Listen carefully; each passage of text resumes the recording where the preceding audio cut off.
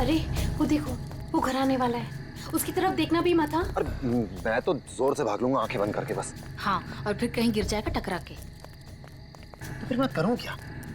जब भी उस घर की तरफ देखो तो वही एक अजीब सी परछाई डांस करती हुई। चलो चलो। अरे अरे वो देखो, 2 दिन से वो आदमी एक ही जगह पर खड़ा है। अरे आदमी नहीं है, आत्मा है, आत्मा।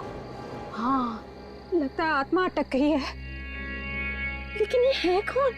ये यहाँ तो वो बुढ़िया रहती थी, वो आजकल दिखाई नहीं देती। शायद मर गई है या कहीं गायब हो गई है। अरे तो फिर यार रह कौन रहा है? उसकी तो एक भतीजी भी थी। अरे हाँ, दोनों यही रहती थी। अब दोनों की दोनों गायब है, लेकिन कहाँ? पकड़ो यार, आज मैं देख के ही आता हूँ क्या है। क्या? आ रहा हूँ। समर प्लीज पागल हो गया क्या? समर अरे रुको ना, मैं आ रहा हूँ। यहाँ जा। प्लीज रुको, मैं आ रहा हूँ। ओके। क्या कर रहा है तू? इसको ना कुछ ज्यादा हीरो बनने की आदत है। समर प्लीज मत जाओ। Summer summer summer summer.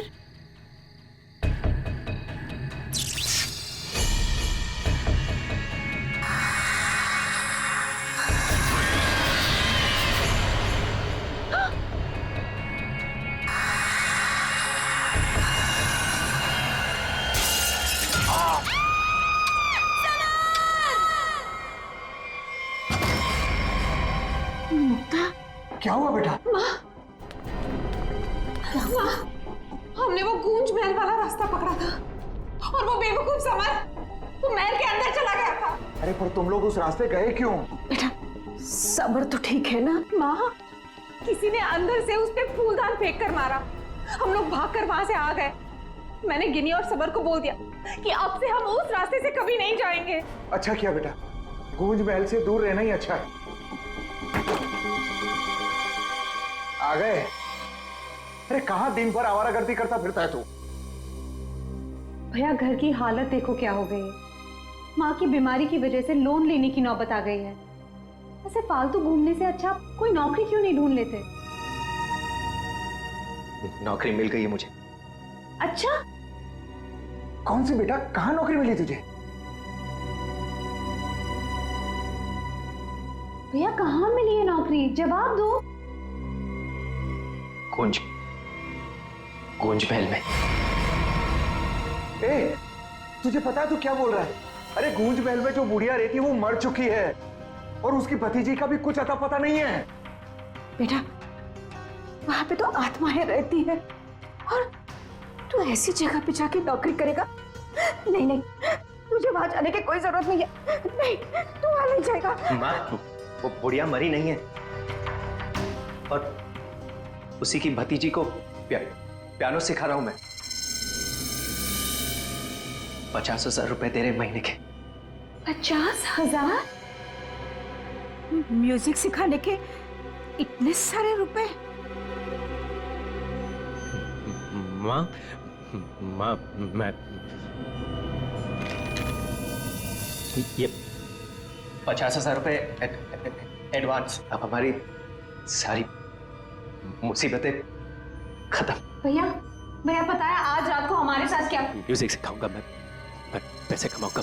Music सिखाऊंगा, भैया पैसे कमाऊंगा। ये लड़का कभी किसी की नहीं सुनता, तुम देख लेना कोई न कोई मुसीबत ला के रहेगा एक दिन ये। बल्लू को नौकरी मिल गई और उसने मुझे बताया भी नहीं, और ये ऐसे अजीब से बर्ताव क्यों कर रहा है? वो देखो देखो कैसे कैसे अपने आप से बातें कर रहा है। पता नहीं किससे बातें करते रहता है। ऐसे। बल्लू, बल्लू। हाँ हाँ हाँ, मुझे जाना होगा समर। बल्लू हमारी बात तो सुनो। मुझे काम के लिए लेट हो रहा है। गूंज महल में मेरा इंतजार हो रहा है। बल्लू बल्लू, मेरी बात सुनो, वहां मत जाओ। मैं नहीं जानता कि तुम क्या कर रहे हो, लेकिन वहां जाने का खतरा है। ये देखो मेरे साथ क्या हुआ है।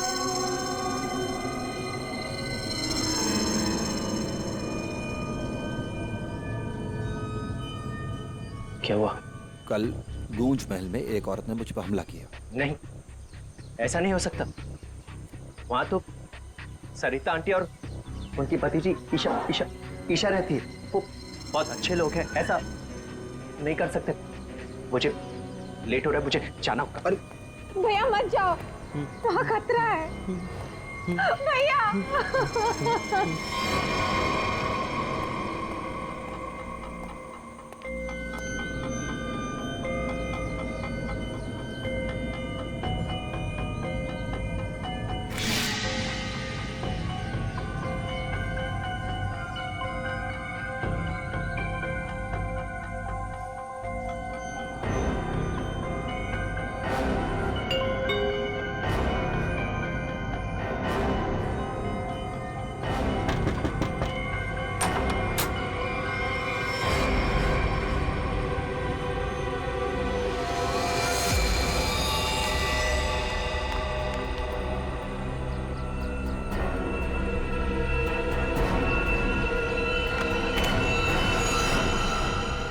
मैंने तो इस लड़के से सारी उम्मीद ही छोड़ दी है। पता नहीं कैसी नौकरी है भी या नहीं। देख, मेरा बेटा आया होगा, देख तो।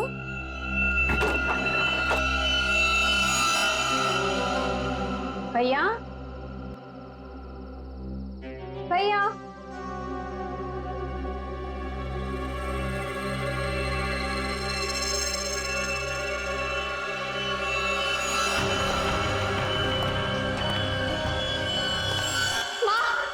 माँ कोई यहाँ बल्लू का टिफिन छोड़कर चला गया।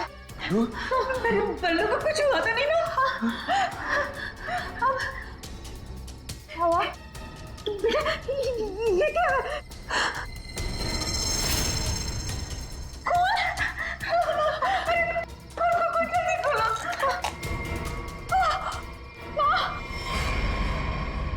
ये है वो गूंज महल जहाँ पे आपका बेटा बलविंदर यानी बल्लू कल आया था और उसके बाद से वो वापस नहीं आया। यहाँ पे दो औरतें रहती हैं, एक बुजुर्ग औरत सरिता देवी और उसकी भतीजी ईशा है। और आप लोगों के हिसाब से वो लोग कुछ अजीब है, राइट? सर ये पूरा घर ही अजीब है। यहाँ की खिड़कियों से रोशनी चमकती है, साए दिखते हैं, यहाँ से गुजरने वाले लोगों पर चीजें फेंककर हमला करते हैं। पता नहीं मेरा भाई कैसे फंस गया यहाँ। बल्लू यहाँ नौकरी करता था? जी हाँ, और इसी घर से मेरे बेटे का खाने का डिब्बा वापस आया था, खून से भरा। और सर जब पता लगाने के लिए मैं अपने दोस्तों के साथ यहाँ आई थी तो हमने दरवाजा खटखटाया, आवाजें लगाई, डोरबेल बजाया, लेकिन किसी ने जवाब नहीं दिया।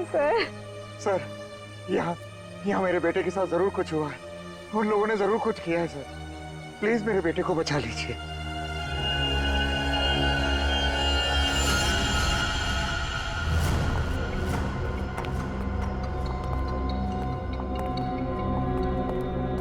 कोई है? क्या तो कोई दिख नहीं रहा? आत्मा कहाँ दिखाई देती है सर, सीधी अटैक करती है। सर यहाँ पर बल्लू, सरिता और ईशा, इनमें से कोई होना ही चाहिए। सरिता जी हैं भी या नहीं किसी को कुछ नहीं पता सर। लोग तो यहाँ तक कह रहे हैं कि सरिता जी की मौत हो चुकी है। यहाँ हुआ तो है कुछ।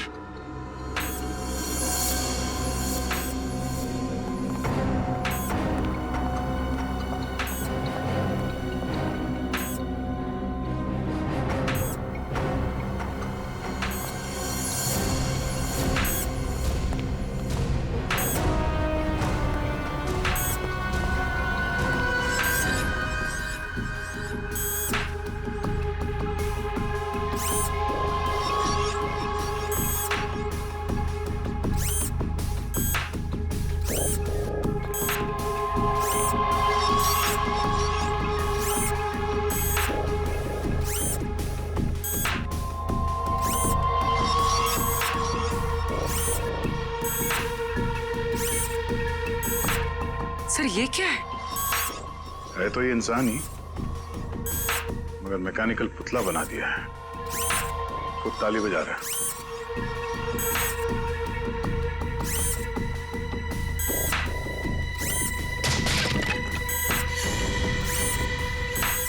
निखिल, नजर रखो इस पे, हम लोग देखते हैं।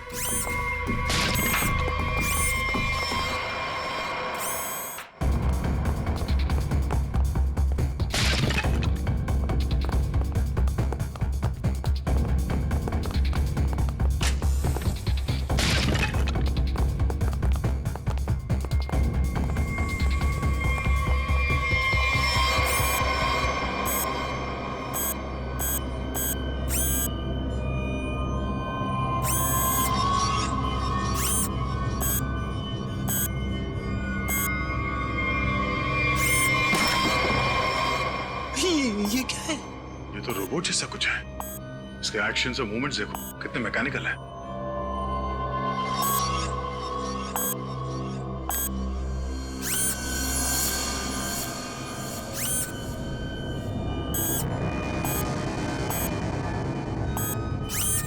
सर ये यहाँ आए कैसे?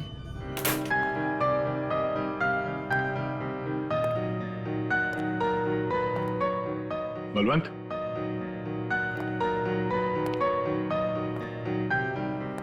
बल्लू, बल्लू,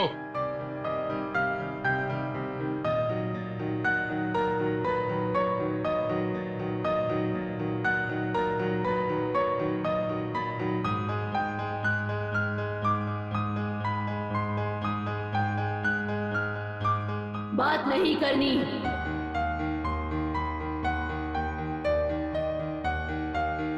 क्या हो गया तुम्हें? और तुम ये लड़की की आवाज में बात क्यों कर रहे हो? और ये तुम्हारे कपड़ों पे ये खून कैसे? हाँ? बल्लू इधर देखो, मैं तुमसे कुछ बात कर रहा हूं, मेरी तरफ देखो।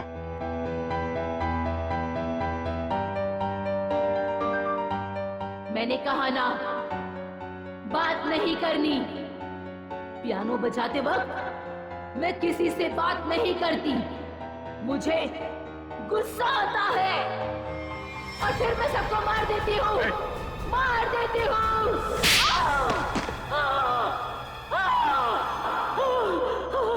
बोलो, बोलो। एक्सक्यूज मी, कौन हो तुम? तुम कौन हो? हाथ ऊपर। देखिए आप गोली मत चलाना, गोली मत चलाना। ये मेरा ही घर है, आप गोली मत चलाना, मारना मत मुझे आप प्लीज। तुम्हारा घर है ये?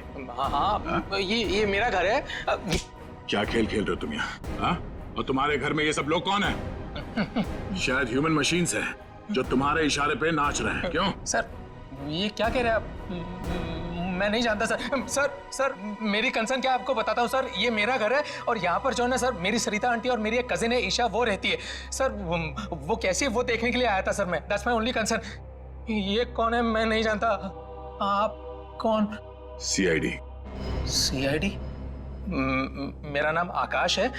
मैं सूरत में रहता हूँ सर, और यहाँ पर है ना हर 2-3 महीने में एक बार आता रहता हूँ। सर प्रॉब्लम क्या हुई मैं आपको बताता हूँ। उनका फोन है ना स्विच ऑफ आ रहा था, तो मुझे पता नहीं चल रहा था कि क्या हुआ है। और फिर अब यहाँ पर आकर देखता हूँ तो आपको यहाँ पर ये इसके शर्ट पर खून लगा है। सर मेरी आंटी और ईशा को इसने कुछ किया तो नहीं ना सर? इसने मार तो नहीं डाला ना उन्हें सर?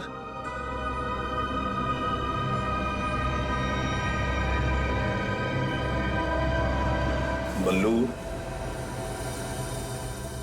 बल्लू तुम सुन रहे हो? मैं तुमसे बात कर रहा हूं। हाँ, अब मुझसे कुछ पूछ रहे हैं? हाँ। क्या हुआ?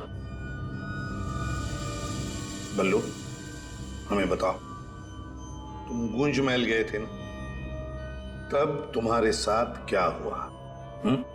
क्या हुआ तुम्हारे साथ? कुछ महल।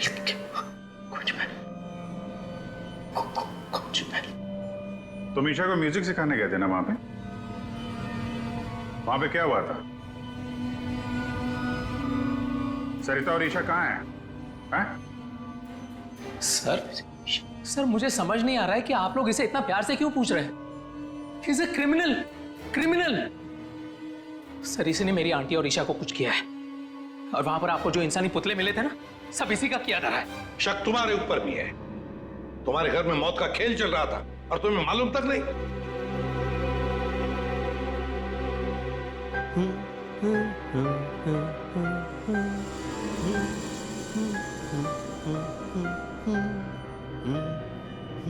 सचिन, वो फोटोग्राफ दिखाओ।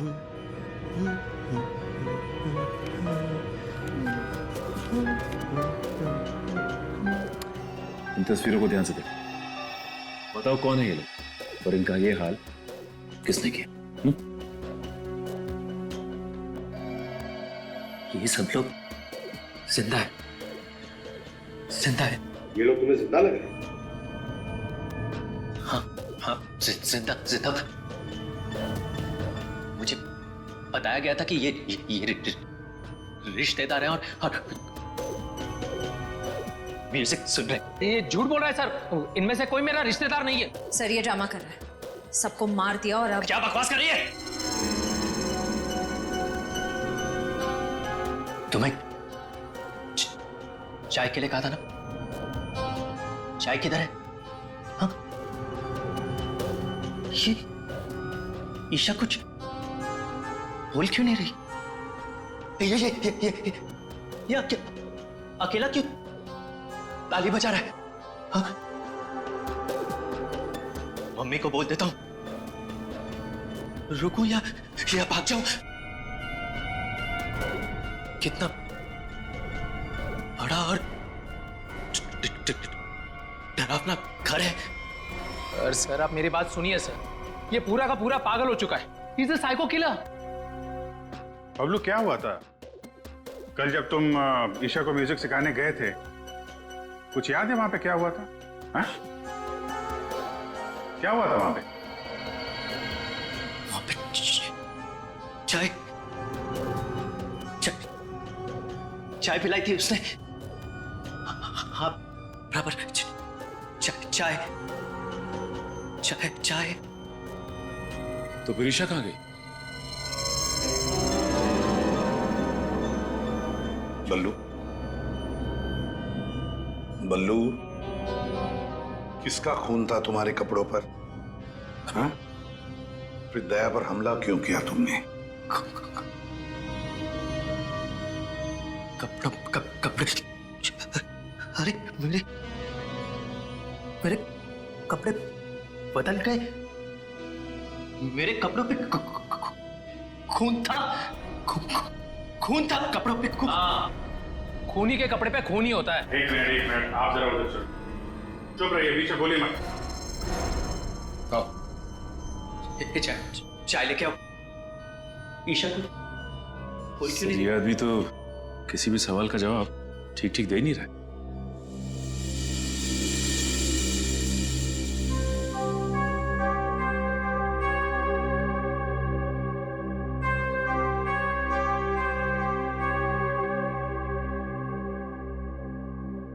अभिजीत, इस बल्लू की मेडिकल जांच करवाते हैं, पता तो चले ड्रामा कर रहा है या वाकई इसके दिमाग के साथ कोई प्रॉब्लम है।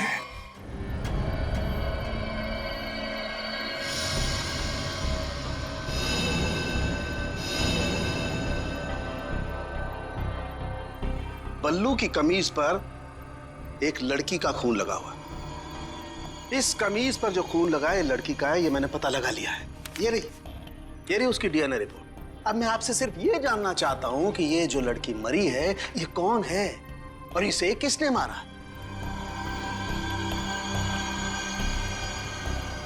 इसे आपने मारा है? नहीं? या फिर इसे आपने मारा है? नहीं? या फिर इसे तुमने मारा?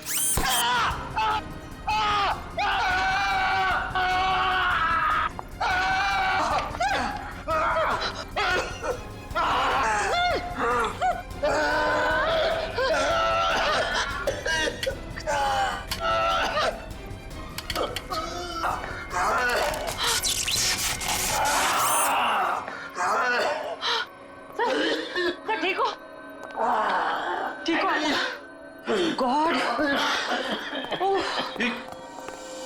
क्या हुआ? सर इस पुतले के हाथों में सर की गर्दन अटक गई थी।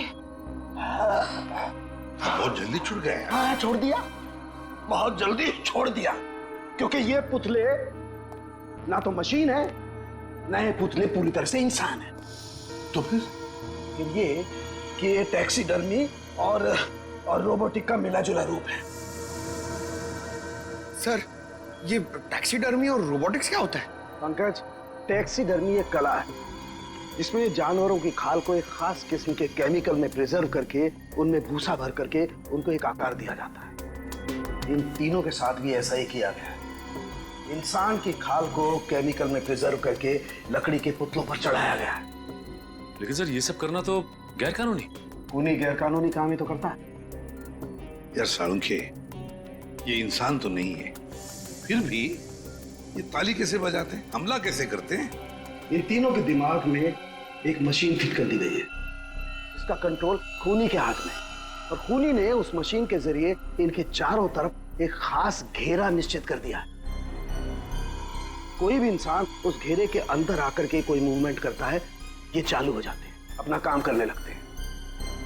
एक्टिव हम लोग भी तो आसपास घूम रहे हैं डॉक्टर साहब। नहीं, इन तीनों की मशीन को मैंने डीएक्टिवेट कर दिया था। वहां उस पीछे वाले में कुछ गलती रह गई। अब बॉस, और ये एक्टिविटी इनकी मेमोरी में पहले से फिट है। और इतना ही नहीं बॉस, इनके अंदर और भी बहुत कुछ है। आओ दिखाता हूं। ये देखो, लकड़ी का बुरादा, कॉटन और इसके ऊपर इंसान की चमड़ी। बनाने वाले ने तो बना दिया बॉस, लेकिन वो भूल गया कि इंसान की चमड़ी में और जानवर की चमड़ी में एक खास फर्क होता है। इंसान की चमड़ी जानवर जैसी मोटी नहीं होती है, इसीलिए उसे कितना भी केमिकली ट्रीट कर लो, कितना भी केमिकल में डाल लो, वो इंसान की चमड़ी जैसी नहीं रह सकती है। इसीलिए इनकी चमड़ी जो है जगह जगह से सिली हुई। फिर भी टिक नहीं रही है। और दूसरी बात, ये सारी चमड़ियां ज्यादा पुरानी नहीं है, बस कुछ ही दिन पहले इन्हें मारकर निकाला गया है। पर उस घर का तो कोना कोना छान मारा गया था, एक भी ऐसी लाश नहीं मिली जिसकी खाल उधेड़ दी गई हो। वो कहीं और बनाता है ये ह्यूमनॉइड, अपने घर पर नहीं। तीनों की कोई मिसिंग रिपोर्ट नहीं है, कोई आईडी वगैरह नहीं मिली। है कौन ये लोग? तारिका जी, ये जो कपड़े पहने थे इन लोगों ने, उनसे कुछ पता चला आपको? कुछ खास नहीं, तीनों के कपड़े से बस एक लेबल मिला है, किसी टीएल टेलर का लेबल है। TL Taylor?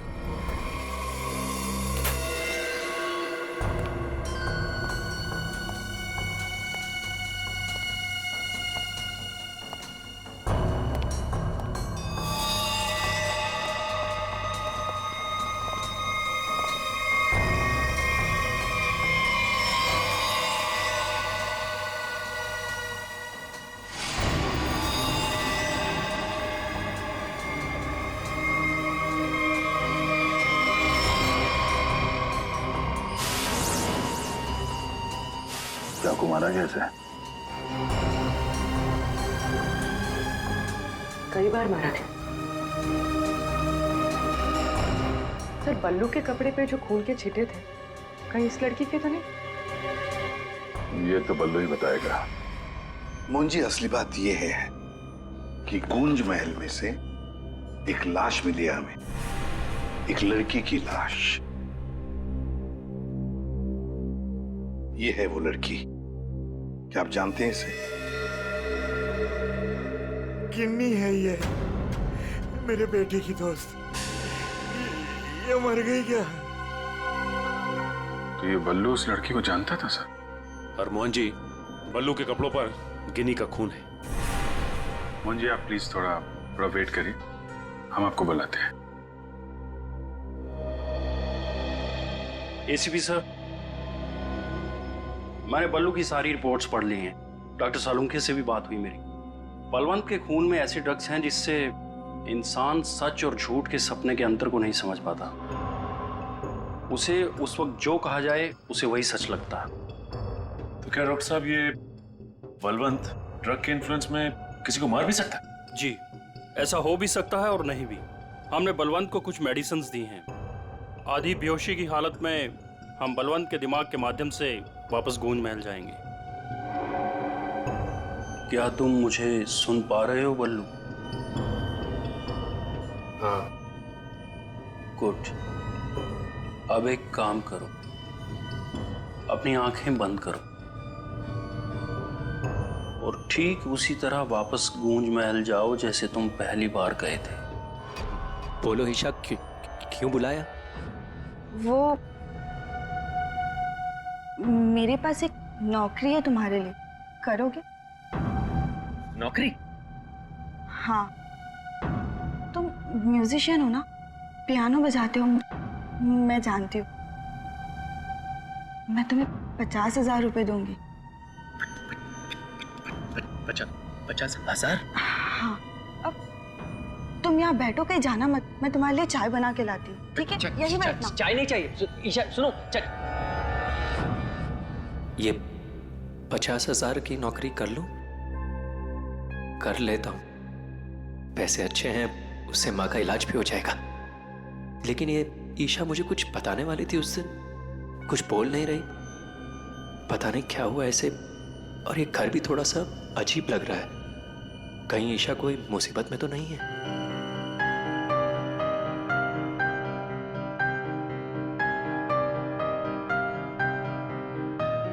शायद यही ईशा की आंटी है, Sarita ji. Excuse me ma'am. Hello. अच्छी ट्यून है।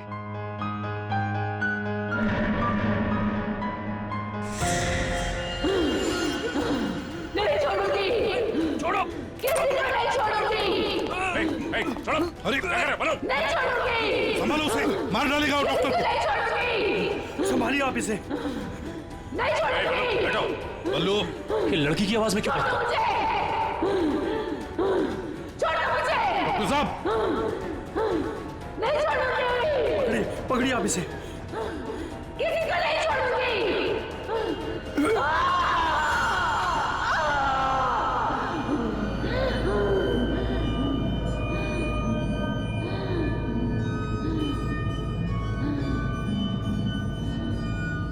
नहीं छोड़ूंगी, अब किसी को नहीं छोड़ूंगी। पुतला बना दिया, परेशान कर दूंगी। बची हुई बॉडीज मछलियों को खिला दूंगी।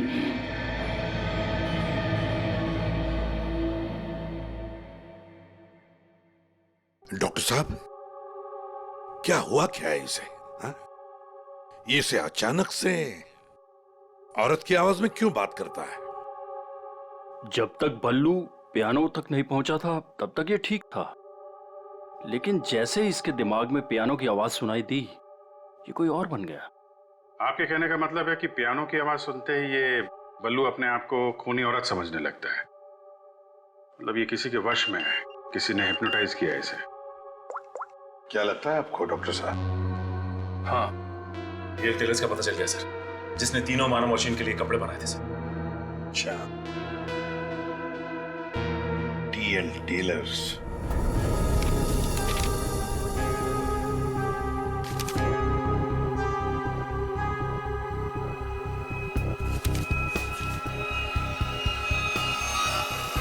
साहब जी। हाँ, अभी आया। देखिए सर, ये ऑर्डर एलपी प्रोडक्शन का है। 19 दिसंबर 2015 को कपड़ा दिया था और 1 जनवरी 2016 को 5 कॉस्ट्यूम और नाप भी है, और ऑर्डर देने वाली का नाम भी है, रॉबी का, और फोन नंबर भी है सर। 91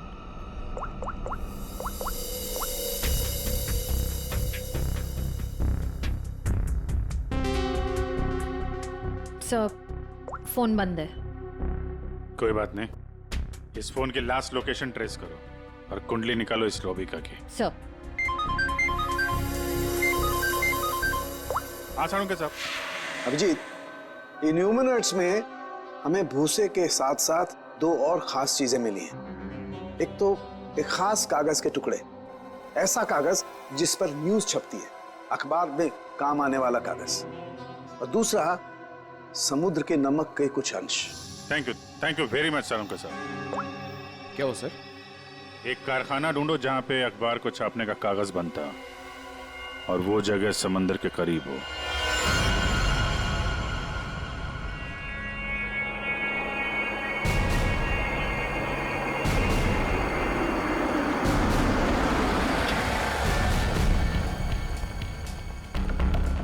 समंदर के किनारे पेपर मिल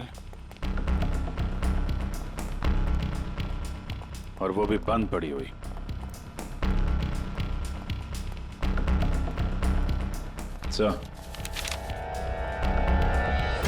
सर यहाँ पे ये पेपर और ये पेड़ की छाल और वहां पर कपड़े, यहाँ तो हर वो चीज मौजूद है जो मानव मशीन के अंदर भरी गई है। सर हो सकता है उस क्रिमिनल के काम करने की जगह यही हो जहां वो पुतले बनाता था। क्या पता वो अभी भी कहीं आसपास ही हो। मगर वो जगह कहाँ है? यहाँ तो सिर्फ पुतले में भरने का सामान है ना। वो टैक्सी डमी की जगह और वो रोबोट बनाने की जगह वो कहाँ है? पुतलों में भरने का सामान यहाँ है तो वो जगह भी यहीं कहीं होगी। ढूंढो।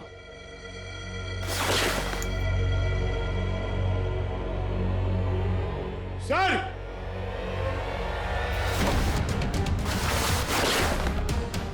सर! माय गॉड,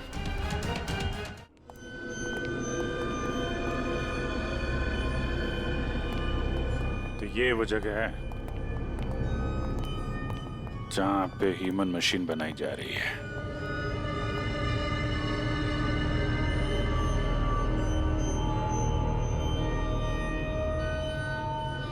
ये देखो,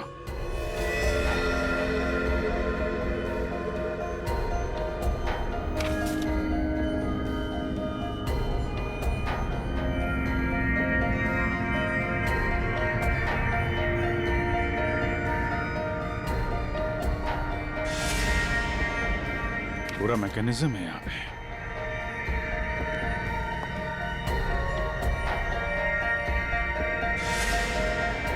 सर! हाँ? सरिता जी का रोबो। Oh no.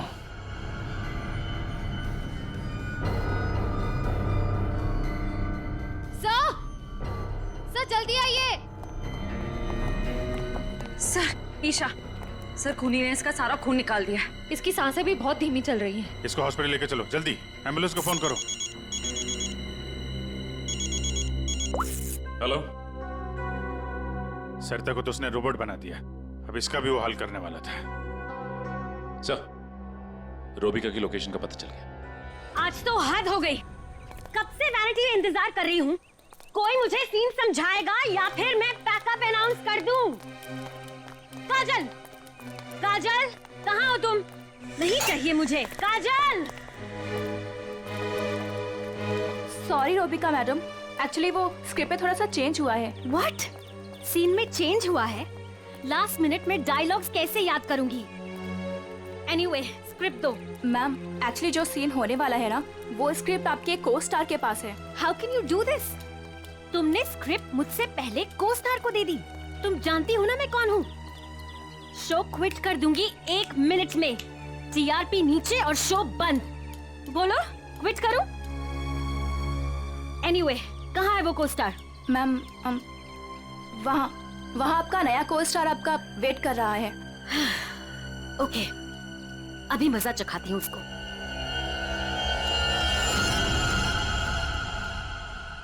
हेलो, कोई है? यहाँ तो कोई नजर नहीं आ रहा। हेलो, कोई है यहाँ पर? Hello,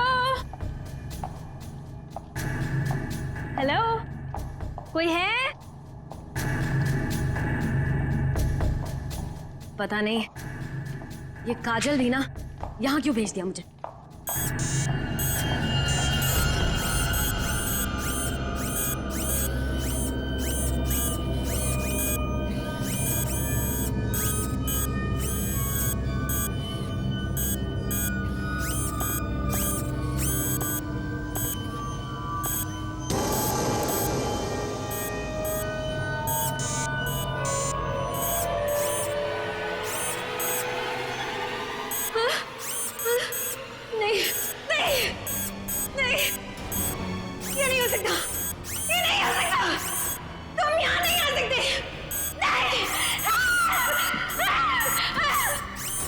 hello miss Rubika.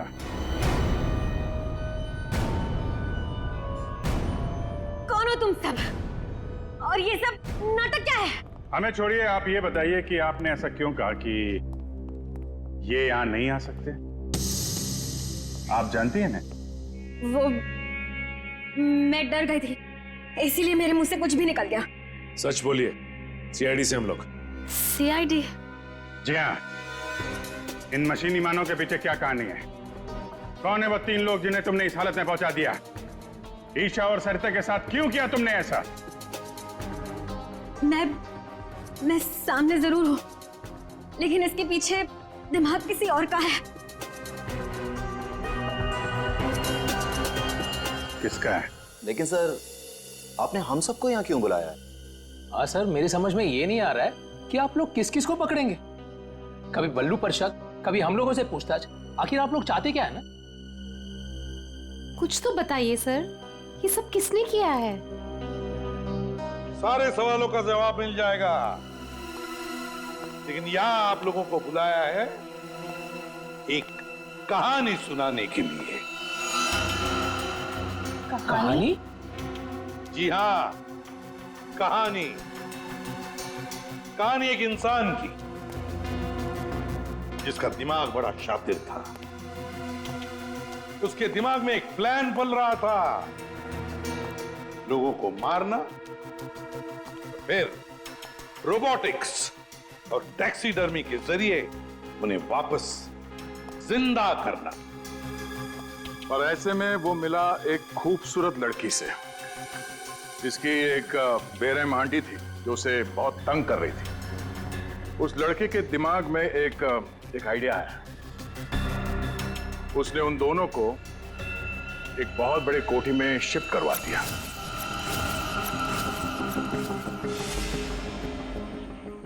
Thank you so much. और फिर उस लड़के ने उस सुंदर सी लड़की को पहला झटका दे ही दिया। उसने उस लड़की की आंटी को मार डाला इसी घर में। इस तरह लड़की की आंटी बन गई इस लड़के का पहला कामयाब आविष्कार। उसके बाद में उसने कुछ लोगों को और भी अपने एक्सपेरिमेंट का निशाना बना दिया।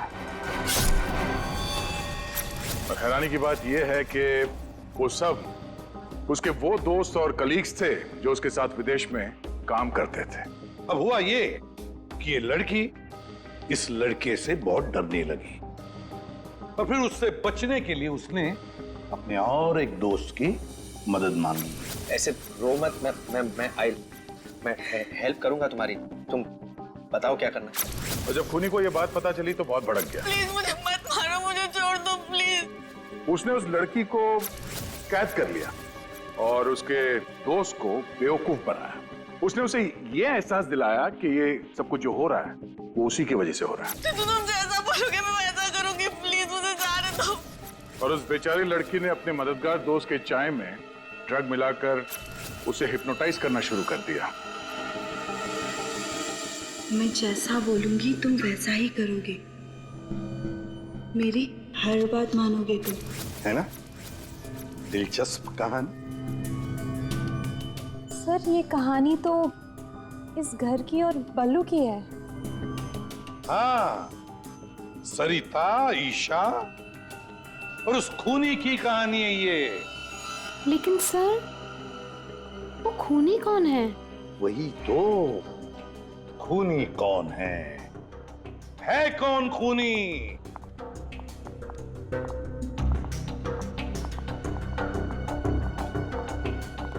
कहां फंसा दिया तुमने मुझे? तुमने तो कहा था कि ये कोई एक्सपेरिमेंट है, तुमने तो खून ही कर डाले। ये सब तुमने किया समर? हाँ, ये सब मैंने किया।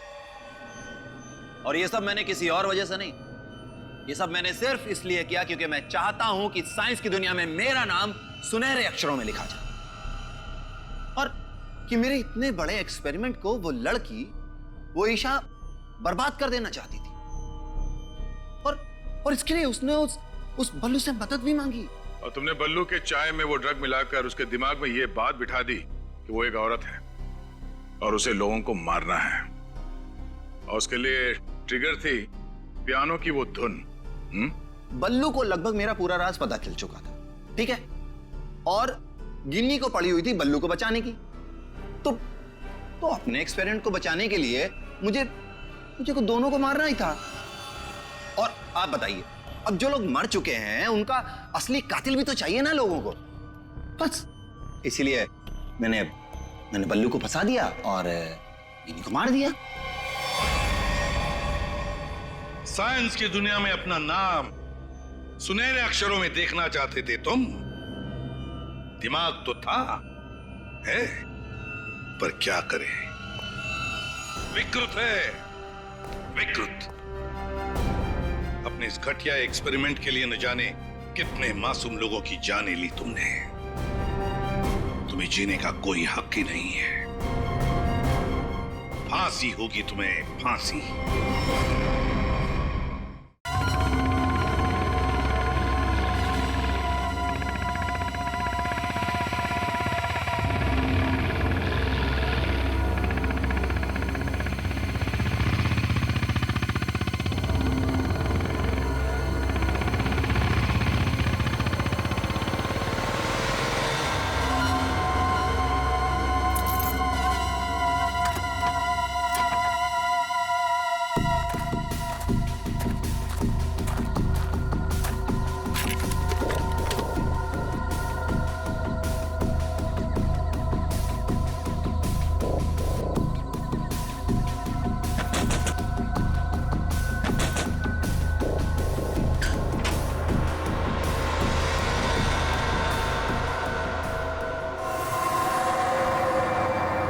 सब ठीक है ना?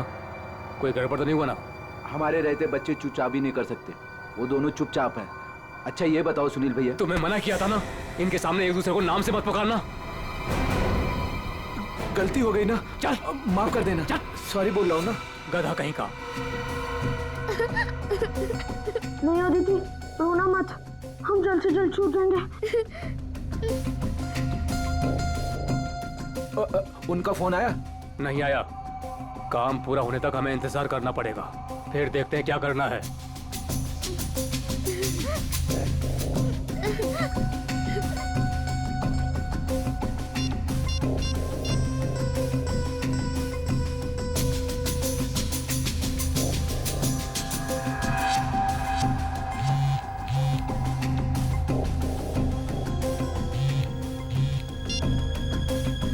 क्या हुआ सुनील?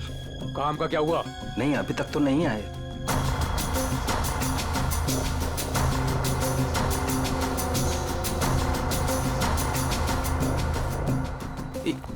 एक मिनट, लगता है वो लोग आ गए। अब किसी भी वक्त ये काम हो जाएगा। बहुत अच्छे, जैसा होगा फिर मुझे बताना, ओके?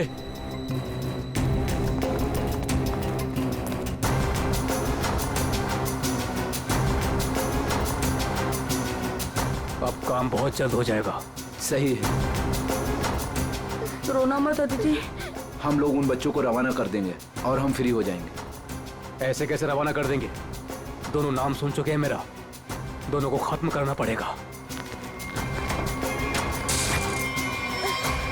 तुम लौटा तो तुम खिड़की के बाहर चल जाना। हाँ।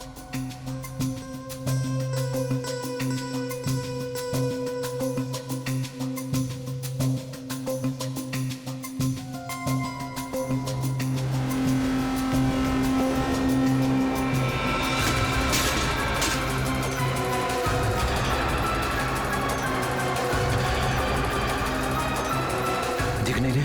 कहाँ गए ये दोनों? रुको मैं देखता हूँ। उधर हैं? दिखाई नहीं दे रहे। लगता है भाग गए। चलो।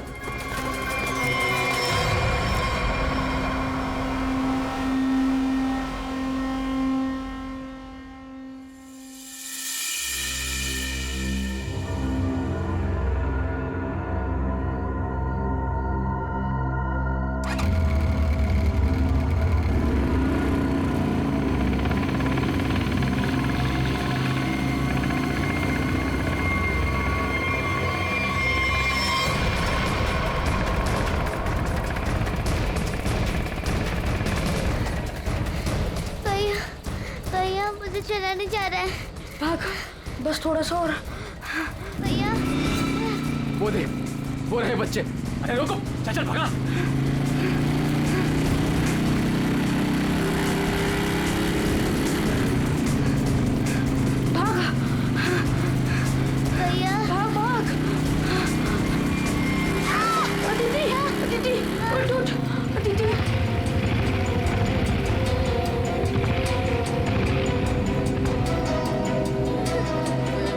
अदिति उठो। भैया भैया नहीं, मुझे नहीं जाया जा रहा है। प्लीज अदिति।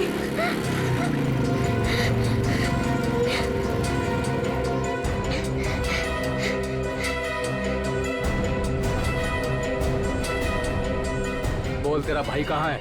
मुझे नहीं पता। मैं पूछ रहा हूँ, बता। बोल, नहीं तो मार दूंगा तुझे। बोल।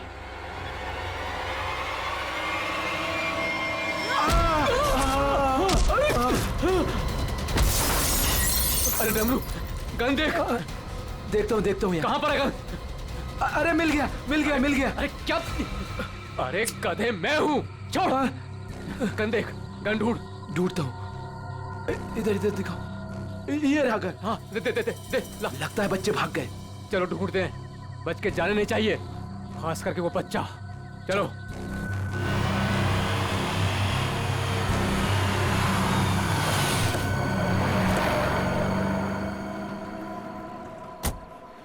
थैंक गॉड तुमने टायर चेंज कर दिया, वरना आज पूरी रात हमें हाईवे पर ही गुजारनी पड़ती।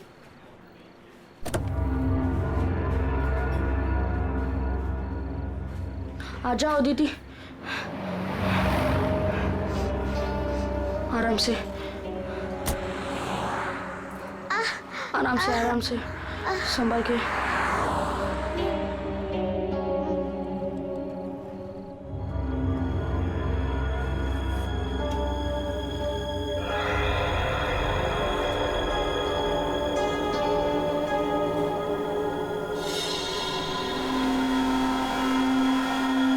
अदिति वो देख फोन, मैं मम्मी को कॉल करता हूँ। संभल के अदिति, आ जाओ।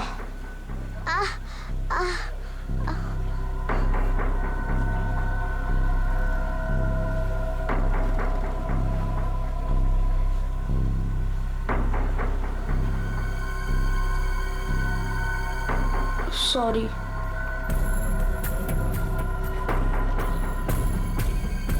तुम बैठो इधर।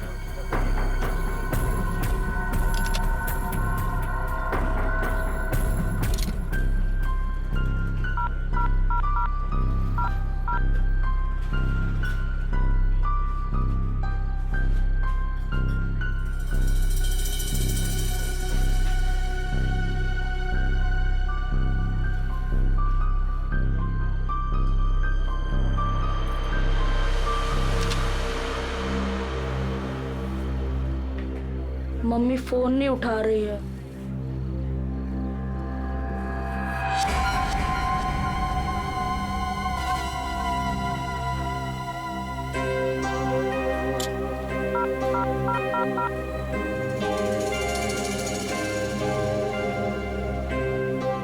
Hello CID.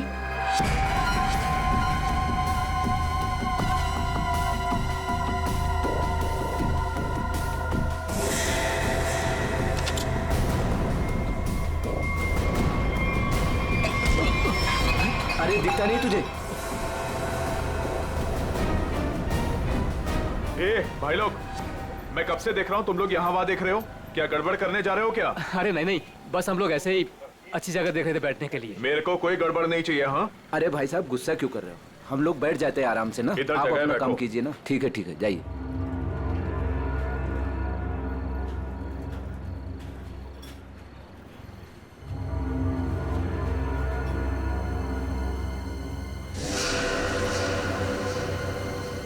अरे यार, बच्चा दिखाई नहीं दे रहा। अभी तो यही खड़ा था। यहीं कहीं होगा।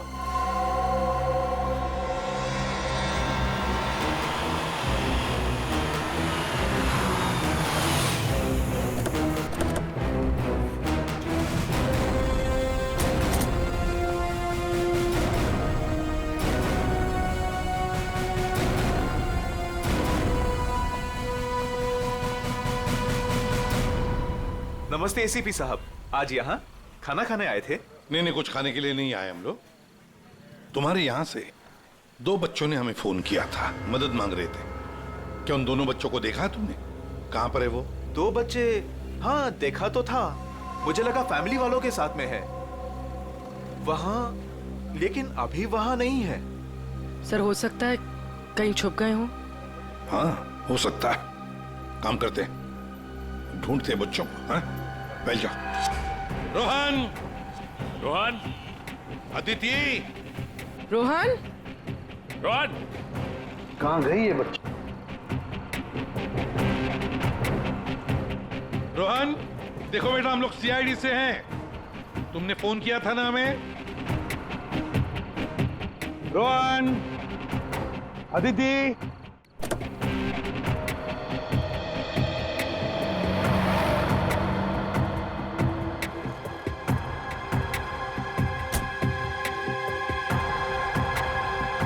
संभाल के। आ जाओ, आ जाओ, आ जाओ, आ जाओ।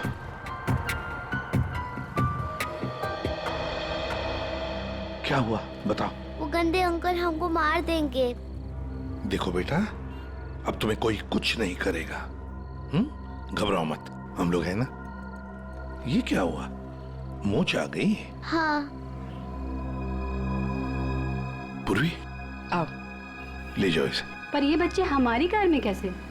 अंकल आंटी सॉरी, हम दोनों वो गंदे अंकल से बचकर आपके गाड़ियों में छुप गए थे। अच्छा बेटा, जो दो गुंडे तुम्हारे पीछे पड़े थे, क्या वो अभी भी यहीं पर है?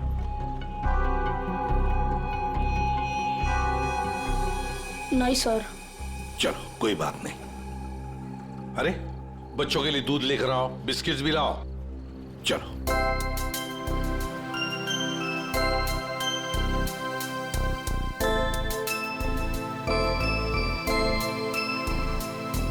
लाओ बेटा, ग्लास मुझे दे दो। Thank you.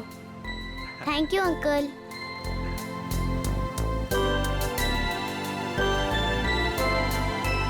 अच्छा लगा बेटा? बिस्किट खाओगी? कोई बात नहीं।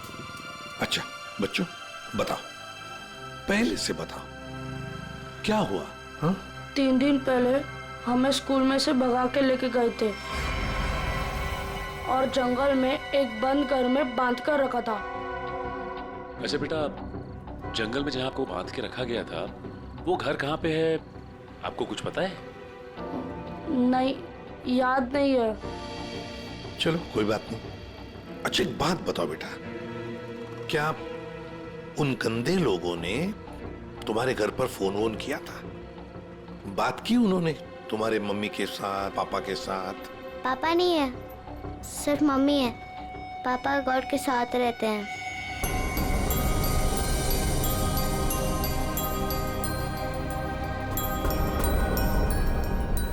सर, आपको फोन लगाने से पहले मैंने मम्मी को फोन लगाया था। फिर? लेकिन मम्मी फोन नहीं उठा रही है। तुम्हारी मम्मी का फोन हमें दो, हम ट्राई करेंगे। 144688817। अच्छा कोई बात नहीं। सर फोन तो बज रहा है, लेकिन फोन उठा नहीं रही है वो। सचिन, है ना बड़ी अजीब बात। एक माँ जिसके 2 बच्चे किडनैप हुए हैं, वो मम्मी हमें कांटेक्ट तक नहीं करती, फोन पर भी अवेलेबल नहीं। ये कैसे हो सकता है? गड़बड़ है, कुछ ना कुछ तो गड़बड़ जरूर है। काम करो, अभिजीत को फोन करो, उसे नंबर दो और उससे कहो वो ट्रैक करे जल्दी। सर। ACP uncle. हाँ बेटा। मुझसे एक गलती हुई थी। गलती? कैसी गलती बेटा? अंकल, मैंने ना वेटर अंकल के डिब्बे से 1 रुपया लिया था। क्यों? मुझे कॉल करना था। किसे फोन करना था?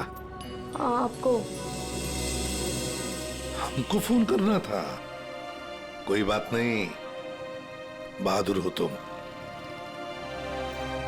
सर। हाँ। रोहन के मम्मी के फोन की लोकेशन उत्तन के किसी रिसोर्ट में बता रही है सर, और अभिजीत सर भी वहीं आने वाले हैं। अच्छा, उत्तन।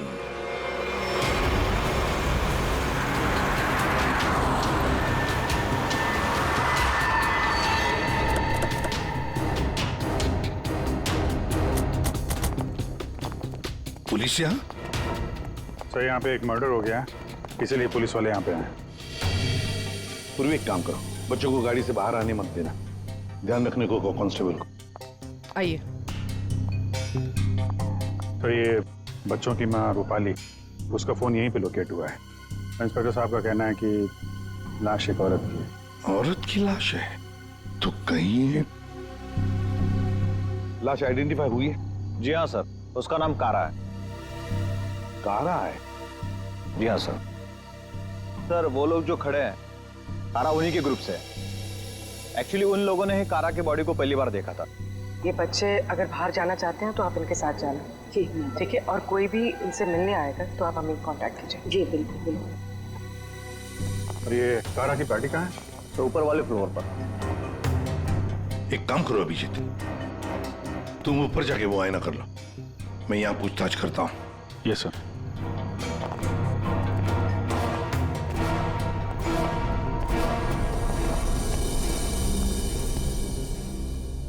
तो आप लोग कारा के साथ थे? Yes sir. वैसे आप? सर मैं विक्रम और ये मेरी वाइफ सूजी। सर मैं अंगद और ये मेरी वाइफ अंबिका। और ये मेरे हस्बैंड योगेंद्र, मैं शालिनी।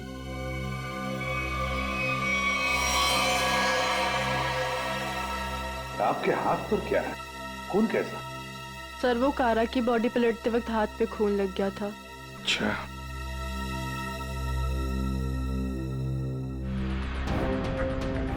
सर बॉडी में यहाँ पर 3 छेद हैं, जैसे किसी ने गोली मारी।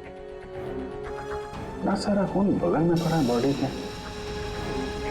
ओरिजिनली कैसे पड़ी थी बॉडी? पेट के बल यहाँ गिरी हुई थी। पेट के बल। सिर किधर था? इसी तरफ? जी सर।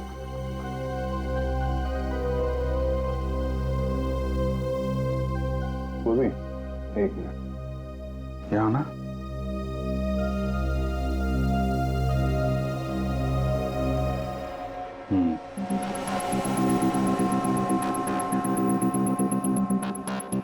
मतलब ये कारा उधर खड़ी होगी, खूनी यहाँ आया और उसने 5 फीट से गोली चला दी। मतलब कारा ने खूनी के लिए दरवाजा खोला? दरवाजा खोला तो फिर इसका क्या है? सर एक और बात, सर ये कारा का रूम नहीं है, रूपाली का रूम। क्या? कारा का खून रूपाली के कमरे में हुआ? खूनी मारना किसको चाहता था, कारा को या रूपाली को? लेकिन सर फिर ये कारा रूपाली के कमरे में अकेली क्या कर रही थी? सर आज रूपाली का बर्थडे था, इसीलिए उसको सरप्राइज देने के लिए कारा उसका रूम सजा रही थी। वैसे आप लोग एक दूसरे को जानते कैसे? सर हम लोग एक ही कंपनी में काम करते हैं लेकिन अलग अलग शहरों से हैं। दरअसल आज हमारी कंपनी ने एक वर्कशॉप यहाँ ऑर्गेनाइज करी थी, तभी हम मिल रहे हैं। इसके पहले हम लोग एक दूसरे को जानते तक नहीं थे सर। अच्छा, वैसे ये आइडिया किसका था, रूपाली को सरप्राइज देने का, बर्थडे पार्टी? जी सर वो कारा का ही था। कारा रूपाली के कमरे को सजा रही थी जब खूनी यहाँ आया और उसने कारा पे गोली चला दी। ये सवाल अभी भी परेशान कर रहा है, दरवाजा ऐसे क्यों टूटा है?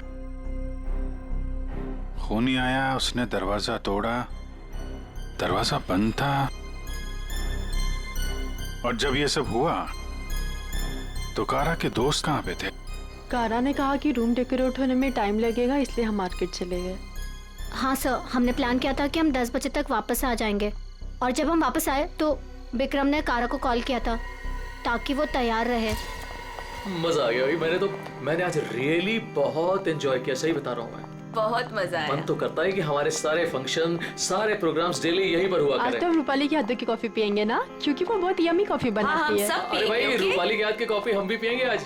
हाँ हाँ सब लोग पियेंगे। अब देखते हैं कैसी कॉफी बनाती है रूपाली आज।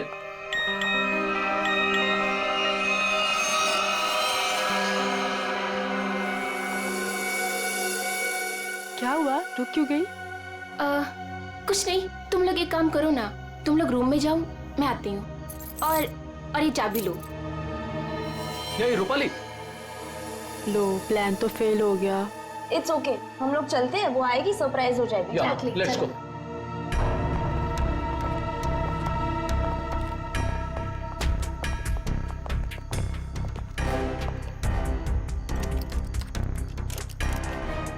दरवाजा खुल नहीं रहा है, शायद अंदर से बंद है। वो अंदर से लॉक क्यों करेगी भला? कारा, कारा दरवाजा खोलो। कहीं उसे कुछ हो तो नहीं गया? विक्रम प्लीज तुम ट्राई करो ना।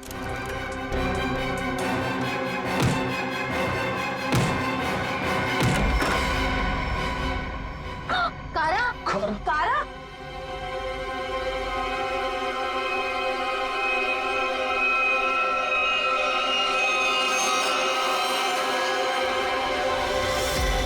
ये रूपाली क्यों नहीं है तुम्हारे साथ?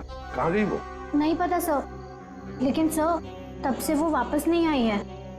सर कहीं ये रूपाली इन्वॉल्व तो नहीं मर्डर में? हो सकता है। वॉचमैन, इधर एक बात बताओ, क्या तुमने रूपाली को यहाँ रिसोर्ट से बाहर जाते हुए देखा? रिसोर्ट में आने के बाद में कोई भी गेस्ट बाहर नहीं गया सर। अच्छा ठीक है, जाओ तुम। कोई भी गेस्ट रिसोर्ट से बाहर नहीं गया, इसका एक ही मतलब है कि रूपाली अभी भी इसी रिसोर्ट में है। रिसोर्ट का कोना कोना छान मारो, ढूंढो रूपाली को।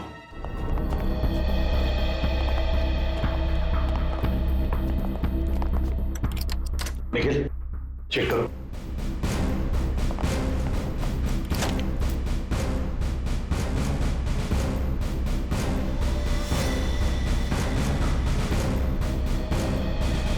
सर हमने इस रिजॉर्ट का हर कमरा और हर कॉरिडोर चेक कर लिया है, रूपाली कहीं मिल ही नहीं रही है।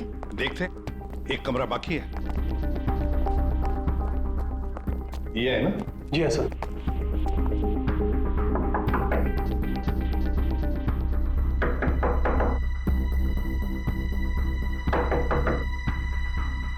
सर गेस्ट दरवाजा नहीं खोल रहा है। शायद कहीं गए होंगे। सर ये रूम मिस्टर संदीप ने 3 दिन के लिए लिया था, काउंटर पर की नहीं है, इसका मतलब है कि वो अंदर ही होंगे। मास्टर की से खोलो। ओके।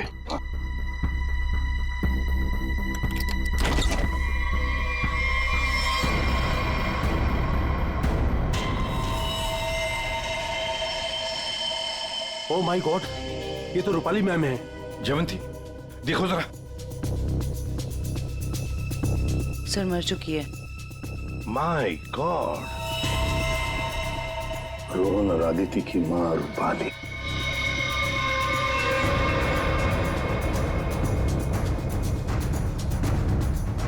जिस पोजीशन पे बॉडी पे गोलियां लगी हैं, खूनी ने यहां से गोली चलाई होगी, ऐसे। ये तो बड़ी अजीब पोजीशन है गोली चलाने की। खूनी ने यहाँ कमर के नीचे बंदूक रख के गोली चलाई होगी क्या? ज्यादातर तो लोग सीने के सीट से गोली चलाते हैं, और खूनी ने यहाँ नीचे कमर के पास रख के गोली चलाई, ऐसा क्यों? एक मिनट, चलो पकड़ना है। पूर्वी, ट्वीजर दो, ट्वीजर।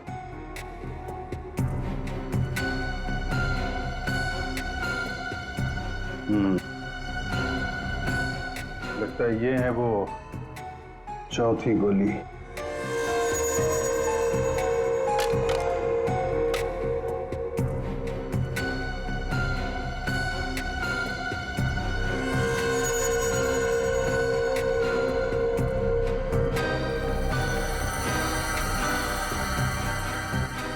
लोहे का छर्रा?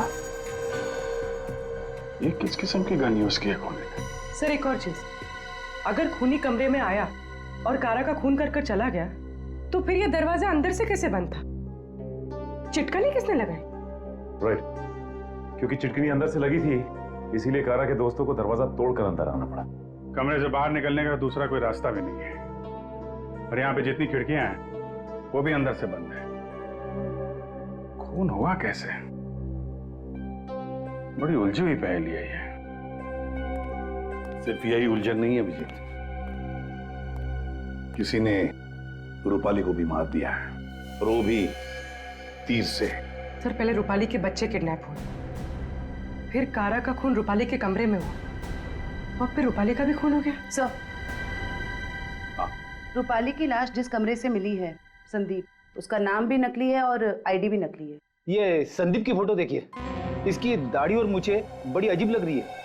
हाँ फ्रेडी, दाढ़ी मुझे तो अजीब है ही, पर इसका चेहरा भी अजीब है।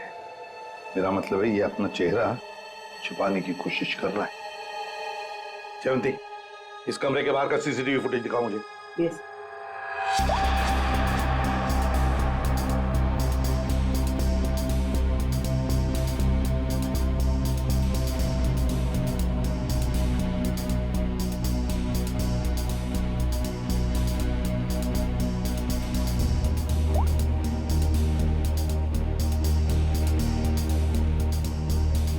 सर कारा के अलावा तो यहाँ कोई आया भी नहीं। ये संदीप भी नहीं। सर फिर कारा का खून किसने किया? कारा का खून किसने किया? संदीप के कमरे का फुटेज देखते हैं।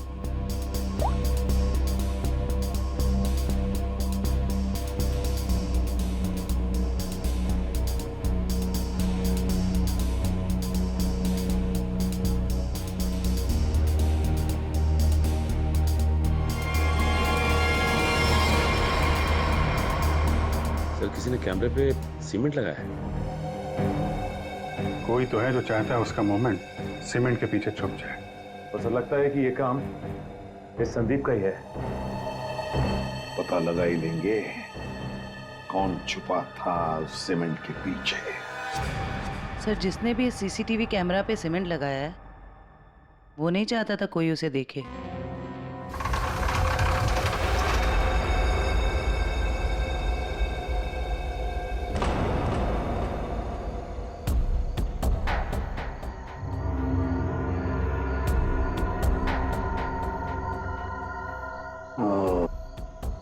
ये देखो, यहाँ पर ना कोई सीढ़ी है ना कुछ, सिर्फ ये पाइप। इसका मतलब है ये खूनी इस पाइप से ऊपर चढ़कर आया, खिड़की खोली और सीसीटीवी कैमरा के पीछे से सीमेंट लगा दिया।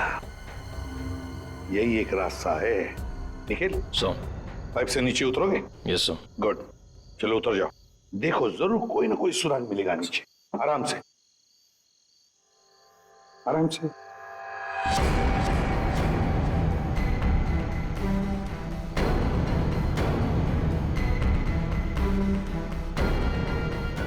निखिल संभाल के।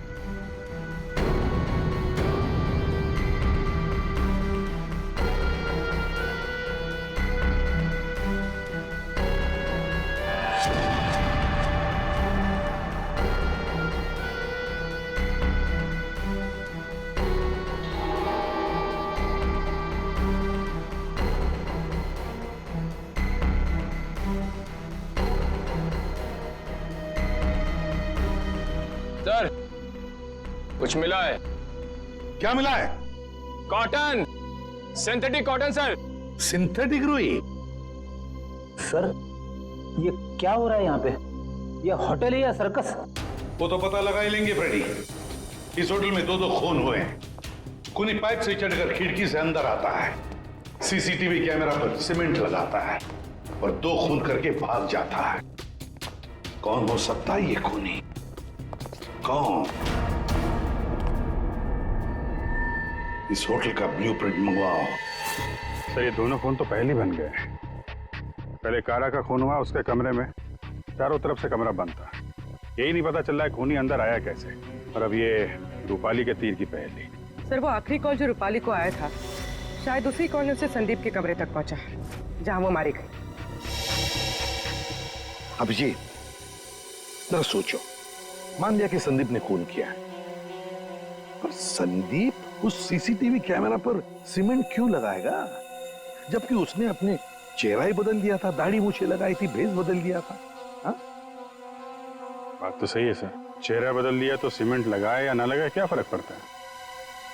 अभिजीत, लगता है ये संदीप अपने आप को नहीं कुछ और छुपाना चाहता था। क्या क्या छुपाना चाहता था वो?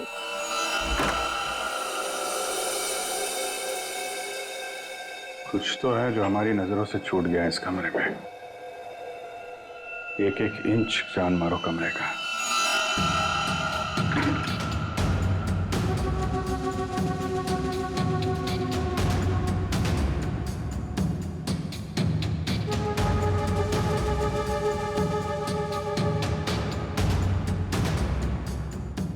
बेटी एक मिनट, हिलना मत, हिलना मत, हिलना मत।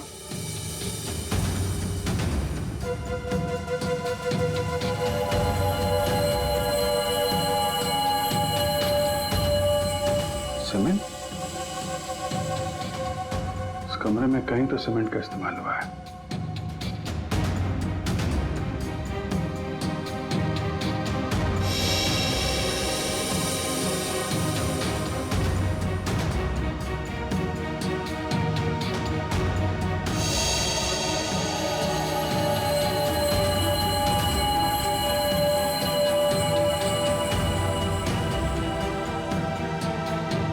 सर, हाँ?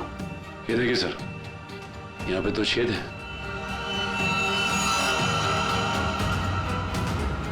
कीलों से बने लगते हैं। सर यहाँ पर भी 2 होल। अरे सर, यहाँ पे भी 2 छेद है।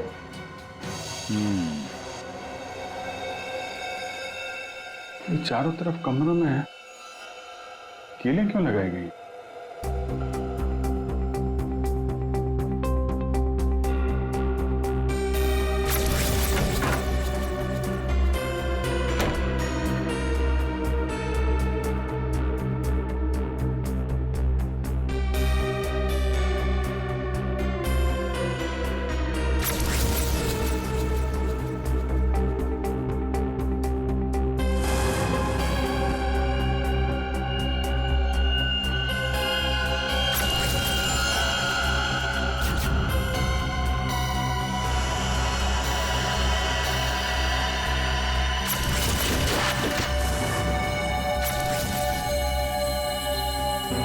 तो ऐसे चलाया गया था वो तीर।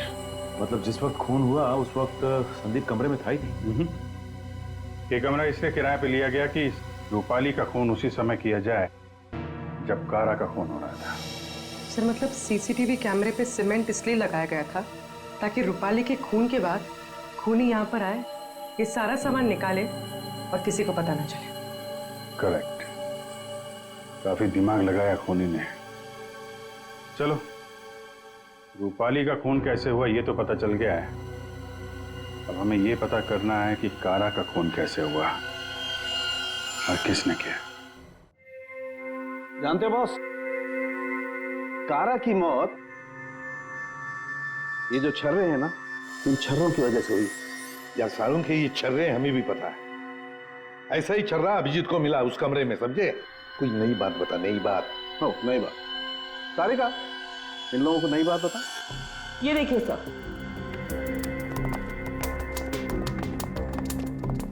नई बात यह है कि इसके बॉडी पे ये यहाँ कुछ मिला है और ये गोली नहीं है। आए तो फिर ये शरीर में घुसा कैसे? है नोखली चीज, स्टेनलेस स्टील है बस। यही बोलने वाला था मैं भी सारुण के।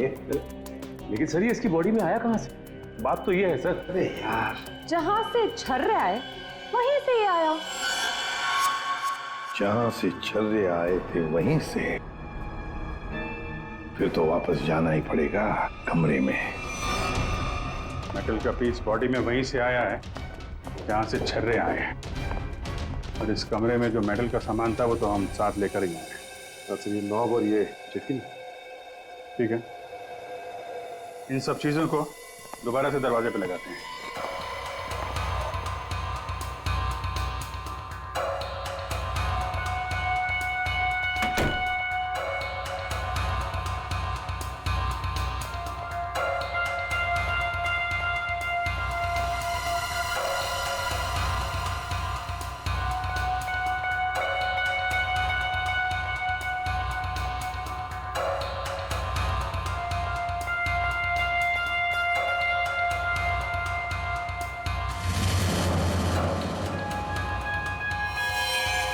फिर ये तो फिट नहीं हो रहा है। तो दूसरा देना।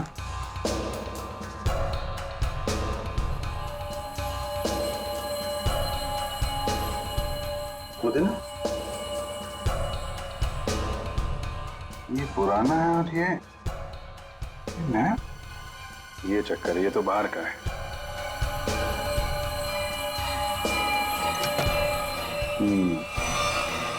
ये इसलिए नहीं बैठ रहा है क्योंकि ये नॉब बदल दिया गया है। बदल दिया? लेकिन सर कोई ऐसा करेगा क्यों? जो ओरिजिनल नॉब था ना, वो है इस पजल का मिसिंग पीस। तो सिर्फ नॉब नहीं था, वो गन थी, गन। मतलब सर इस नॉब का इस्तेमाल गन के तरीके से किया गया? करेक्ट।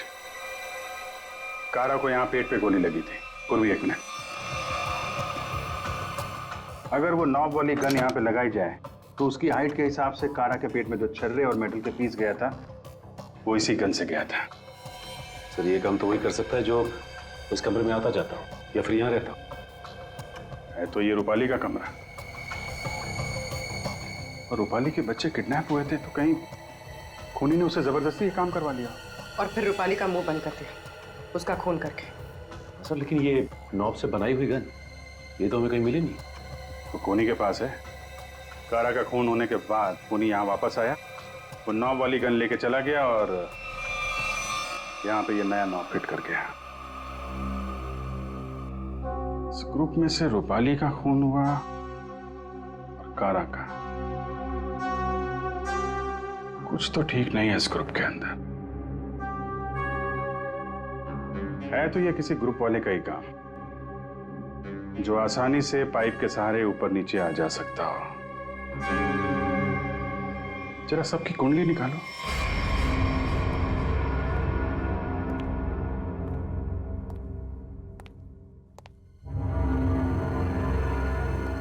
क्या हो रहा है यहाँ पे और हमें क्यों बुलाया गया है? अरे मुझे क्या पता यार। क्या? मुझे भी नहीं पता। और योगी तुम्हें भी यहाँ बुलाया गया, तुमने बताया क्यों नहीं? अरे मुझे भी नहीं पता था यार। अरे तुम लोगों को भी यहाँ बुलाया गया है? हाँ। और अंगद नहीं आया? आखिर हो क्या रहा है यहाँ पर? हम लोगों को बुलाया क्यों गया यहाँ पर? अरे अब हम लोगों को क्या यार? योगेंद्र, मुझे पसीना क्यों आ रहा है? अरे पसीना कहाँ यार? पसीना तो ऐसे ही, वो पसीना की क्या? तुझे कुछ ना कुछ मालूम जरूर है। अंगद क्या बात कर रहा है? अंगद बोल क्या रहा है? Please calm down. नहीं पता यार। अंगद क्या अंगद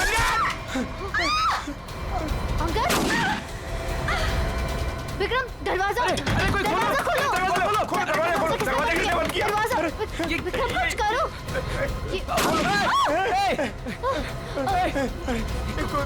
गोली कौन चला रहा है? ये गोली कहाँ से आ रही है? गोली? ये गोली कौन चला रहा है?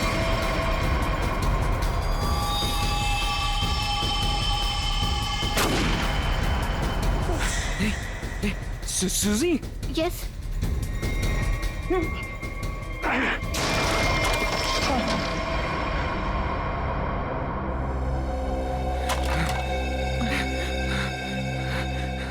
कोई इस गन को कंट्रोल कर रहा था और तुम लोग मेरा नाम ले रहे थे? हैं? देखा? विक्रम!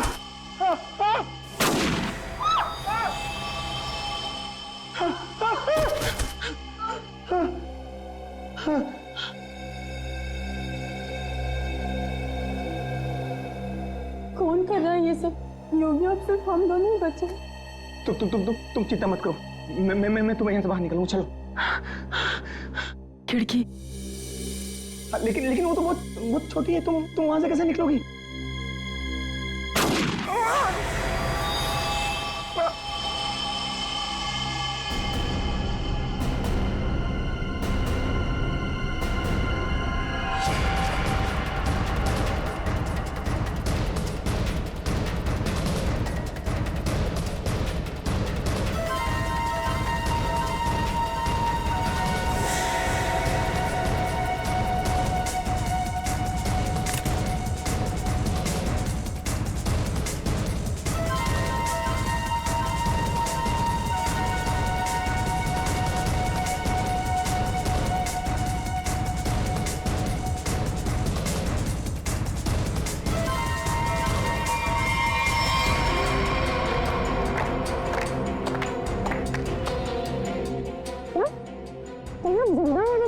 हाँ जिंदा है ये लोग भी।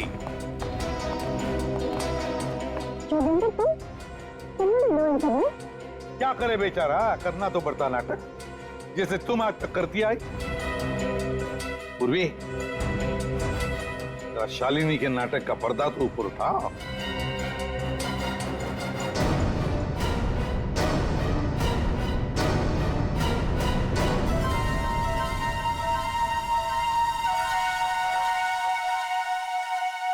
लेकिन आप लोग को कैसे पता चला? मैंने तो खुद से प्लान बनाया था। तुम्हारा प्लान तो बिगाड़ दिया रूपाली के उन 2 बच्चों ने। वो बच्चे तुम्हारे गुंडों के हाथों से छूटकर हमारे पास आ गए। हमने सारी बातों को मिला के देखा तो पता चला कि कारा और रूपाली की मौत में आप में से ही किसी का हाथ है। सबका बैकग्राउंड चेक किया गया तो एक बात सामने आ गई कि आप बहुत बड़ी जिम्नास्ट हैं।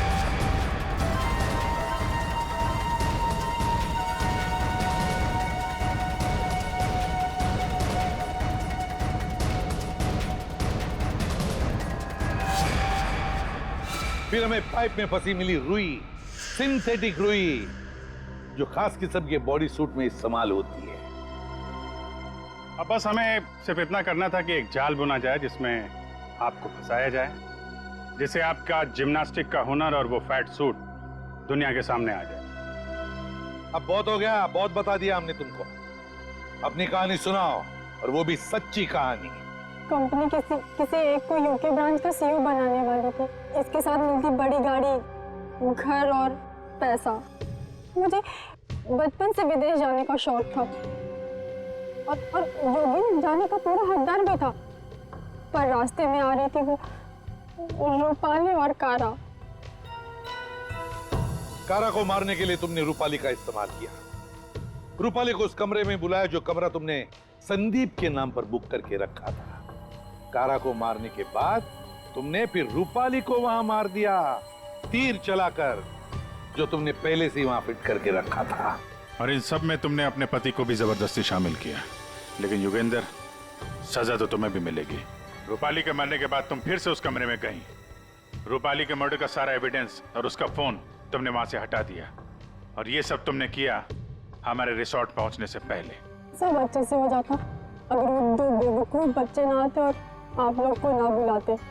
बच्चे तो अब हमारे पास ही रहेंगे शालिनी, उनका ख्याल हम रखेंगे।